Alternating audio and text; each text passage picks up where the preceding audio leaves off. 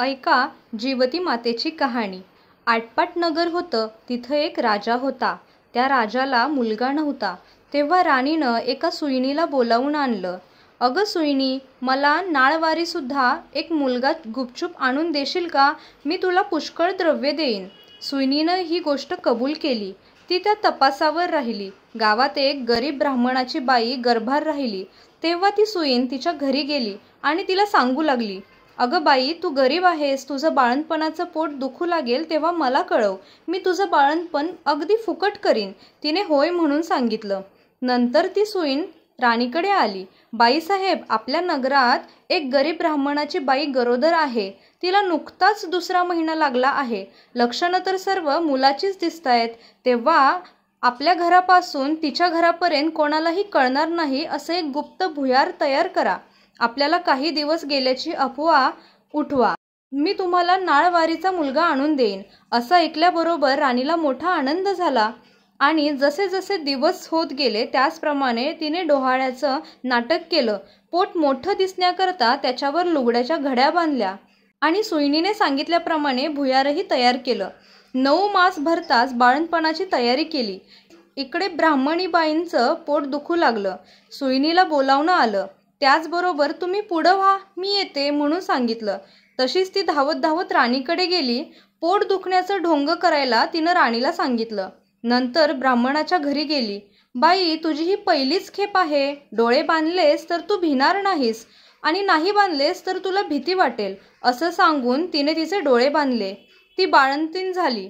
तिला मुलगा झाला. सुईणीनं एका दासीकडून भुयाराच्या वाटेनं तो मुलगा राणीकडे पाठवला आणि तिने एक वरवंटा घेतला, त्याला एक कुच्चा बांधला आणि तिच्या पुढे ठेवला. मग बाईचे डोळे सोडले. तुला वरवंटाच झाला ग, असं सांगू लागली. तिने नशिबाला बोल लावले. मनामध्ये ती खूप दुःखी झाली. सुईण निघून राजवाड्यात गेली. राणीसाहेब बाळंतीण झाल्याची बातमी वाऱ्यासारखी पसरली. तिच्या मुलाचं कोड कौतुक होऊ लागलं. इकडे ब्राह्मणबाईनं नेम धरला. श्रावण मासी दर शुक्रवारी जीवतीची पूजा करावी आणि नमस्कार करून म्हणावं, जय जीवती आई माते, जिथं माझं बाळ असेल तिथं खुशाल असो, असं म्हणून तिनं तांदूळ उडवावे. ते ह्या मुलाच्या डोक्यावर पडावे. हिरवं लुगडं नेसणं, हिरव्या बांगड्या लेणं हे सगळं वर्ज केलं. कारलीच्या मांडवाखालून जाणंही वर्ज केलं. तांदूळाचं धुणं वलांडणं बंद केलं. याचप्रमाणे ती नेहमी वागू लागली. इकडे राजपुत्र मोठा झाला. एके दिवशी बाहेर फिरायला निघाला. त्या दिवशी ती न्हाऊन आपल्या अंगणात राळे राखीत बसली होती. तेव्हा ह्याची नजर तिच्यावर गेली. हा मोहित झाला व रात्री तिची भेट घ्यायची म्हणून त्याने निश्चय केला. रात्री तिच्या घरी तो आला. दारात गाय आणि वासरू बांधलं होतं. चालता चालता राजाचा पाय चुकून वासराच्या शेपटीवर पडला. वासराला अचानक वाचा फुटली. ते आपल्या आईला म्हणालं, कोण्या पाप्यानं माझ्या शेपटावर पाय दिला? तेव्हा ती म्हणाली, जो आपल्या आईकडे जायला भीत नाही तो तुझ्या शेपटावर पाय द्यायला का बरं घाबरेल? हे ऐकून राजा मागं फिरकला आणि घरी येऊन आपल्या आईपासून काशीला जाण्याची परवानगी घेतली. काशीला जाऊ लागला. जाता जाता एका ब्राह्मणाच्या इथे तो उतरला. त्या ब्राह्मणाला पुष्कळ मुलं होती, पण ती मुलं 5व्या दिवशी मरत असत. राजा आला त्या दिवशी चमत्कार झाला. 5वीचा दिवस होता. राजा दारात निजला होता. 6वी रात्री आली आणि म्हणू लागली, कोण ग मेलं वाटेत पसरलं आहे? जीवती उत्तर करते, अगं, माझं ते नवसाचं बाळ निजलं आहे. मी काही त्याला वलांडू देणार नाही. मुलगा आज जाणार म्हणून त्या मुलाचे आईबाप चिंता करीत बसले होते. त्यांनी हा संवाद ऐकला. इतक्यात उत्तरात्र झाल्यावर ब्राह्मणानं येऊन राजाचे पाय धरले. तुमच्यामुळे आमचा मुलगा जगला. आजचे दिवस तुम्ही इथेच मुक्काम करा, अशी विनंती केली. राजानं ती मान्य केली. त्याही रात्री याप्रमाणे प्रकार घडला. 2ऱ्या दिवशी राजा चालत चालत काशीकडे निघाला. इकडे ह्यांचा मुलगा वाढत गेला. पुढे काशीत गेल्यावर यात्रा केली.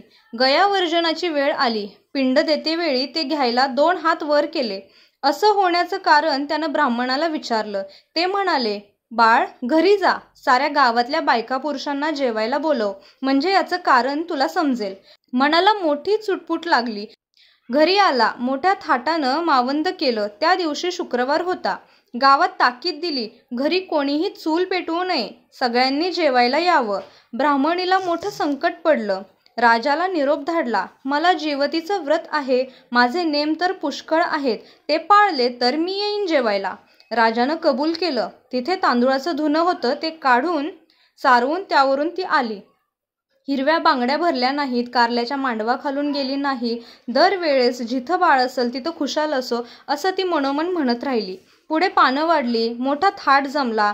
राजाने तूप वाढायला घेतलं. वाढता वाढता ही ज्या पंक्तीत बसली होती तिथं तो येऊन पोचला.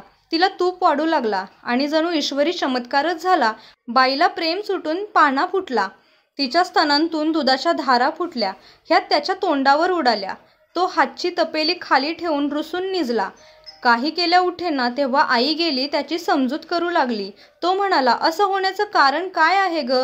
तिनं सांगितलं, ती तुझी खरी आई आहे, मी तर मानलेली आई. असं सांगून तिने ती सर्व हकीकत सांगितली. नंतर भोजनाचा समारंभ झाला. पुढे त्यानं आपल्या आईबापास राजवाड्याजवळच एक मोठा वाडा बांधून दिला आणि राज्य करू लागला. जशी जीवती तिला प्रसन्न झाली तशी तुम्हा आम्हा सर्वांना होऊ.